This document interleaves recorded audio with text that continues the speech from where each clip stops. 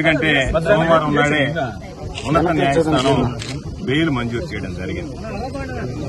సోమవారం మధ్యాహ్నానికల్లా హైకోర్టు మంజూరు చేసినటువంటి బెయిల్ నెట్లో కూడా రావడం జరిగింది. సాధారణంగా ముందు రోజు హైకోర్టు బెయిల్ ఇస్తే తెల్లవారి ఆ బెయిల్ ఉత్తర్వులు రావడంలో హైకోర్టు నుంచి జాప్యం అయితే తప్ప లేకపోతే ఖచ్చితంగా బెయిల్ వచ్చి ఉండాలి. మరి కారణాలేమో నాకు తెలియదు, నేను జైల్లో ఉన్నాను కాబట్టి. నిన్న సాయంకాలం విడుదల వాయిదా పడింది. అయితే నిన్న పాపం నా కోసం జనం వచ్చారు, ఈరోజు కూడా అదే జనం మరలా రావడం జరిగింది. నాకున్నటువంటి ఆస్తి ఈ జిల్లా ప్రజలు, ప్రత్యేకించి సర్వేపల్లి నియోజకవర్గానికి సంబంధించినటువంటి కుటుంబాలు, వన్నె తరగనటువంటి వాళ్ల ప్రేమాభిమానాలు. ఈరోజు ఈ కేసును గురించి ఎక్కడా మాట్లాడకూడదు అనేటువంటిది హైకోర్టు విధించినటువంటి నిబంధన, షరతు.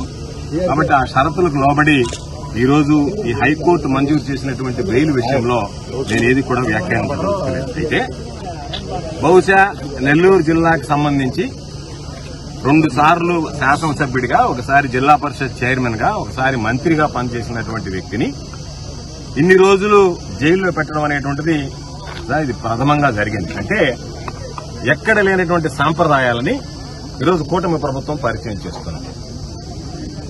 అయితే ఈరోజు ఒక్కసారి ఆలోచన చేస్తే ఎంత బాధాకరమైనటువంటి విషయం అంటే, నాకు నవ్వాలనో ఏడవాలనో తెలియనటువంటి దుస్థితి. 6 కేసులు నా మీద సోషల్ మీడియాలో పెట్టారు. నేను అధికారంలో ఉన్నప్పుడు, మంత్రిగా ఉన్నప్పుడు నా మీద చేసినటువంటి విమర్శల మీద ఒక్కసారి కూడా నేను సోషల్ మీడియాలో కేసు పెట్టించినటువంటి దాఖలాలు లేవు. 6 కేసులు పెట్టారు. ఆ తర్వాత మరలా ఈరోజు హైకోర్టు మంజూరు చేసినటువంటి ఈ కేసు పెట్టారు. దాని మీద 7 పీటీ వారెంట్లు వేశారు.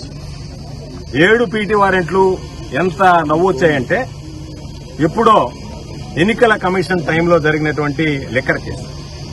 ఆ రోజు మా ప్రభుత్వం అధికారంలో లేదు. ఆ కేసు రిజిస్టర్ అయింది. కూటమి ప్రభుత్వం అధికారంలోకి వచ్చింది. ఆ రోజు కూటమి ప్రభుత్వంలో పనిచేసేటువంటి అధికారులే దాని మీద విచారణ జరిపి ఛార్జ్షీట్ ఫైల్ చేయడం జరిగింది. 1 సంవత్సరం తర్వాత మరలా ఛార్జ్షీట్ రీఓపెన్ చేయాలి, ఎంక్వైరీ చేయాలని చెప్పి ఓపెన్ చేసి, ఎవరో ఒక వ్యక్తి, ఎంత హాస్యాస్పదం అంటే, నేను ఎన్నికల్లో వెళ్లినప్పుడు ప్రచారంలో మీ అందరికీ లిక్కర్ పంచుతాను, ఓట్లు వేయండి అని చెప్పానంట. దాని మీద ఒక వ్యక్తి మమ్మల్ని ప్రశ్నించాడంట, సార్ ఓట్లు అడగడం ధర్మమా, లెక్కరిస్తామని. దాని మీద మేము దాడి చేశామంటే ఎక్కడ పత్రికల్లో, మీడియాలో ఎక్కడ రాలే. అది దాని గురించి చెప్పి ఒక కేసు. అదే పందాలో పంటపాలెంలో జరిగినటువంటి దాంట్లో అదే విధంగా సేమ్ మ్యాటర్ మీద ఒక కేసు. ఆ తర్వాత ఉన్నటువంటి అన్యాయాల గురించి మాట్లాడాము, వాటిని కొనసాగిస్తాం. మా పందా కొనసాగుతుంది. సర్వేపల్లి నియోజకవర్గ దోపిడీ మీద అడ్డుకట్ట వేసేటువంటి ప్రయత్నం సరిగా ఇదే పందాల కొనసాగుతాం. ప్రభుత్వ వ్యతిరేక విధానాలను ప్రజల్లోకి తీసుకువెళ్తాం.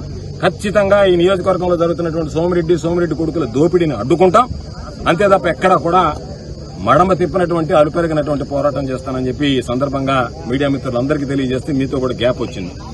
సాధారణంగా మాట్లాడేటువంటి వాడిని ఫ్రీక్వెంట్ గా, కాబట్టి మిమ్మల్ని చూసినా కూడా చాలా సంతోషంగా ఉంది. మీడియాను చూసినా కూడా రోజు లోటు తీర్చినటువంటి నా బిడ్డ అందరికీ పేరు పేరున హృదయపూర్వకమైనటువంటి ధన్యవాదాలు తెలియజేస్తాను. మరెన్నో వీడియోల కోసం మా ఛానల్ ని సబ్స్క్రైబ్ చేసుకుని పక్కనే ఉన్న బెల్ ఐకాన్ ని క్లిక్ చేసి యాక్టివేట్ చేసుకోండి.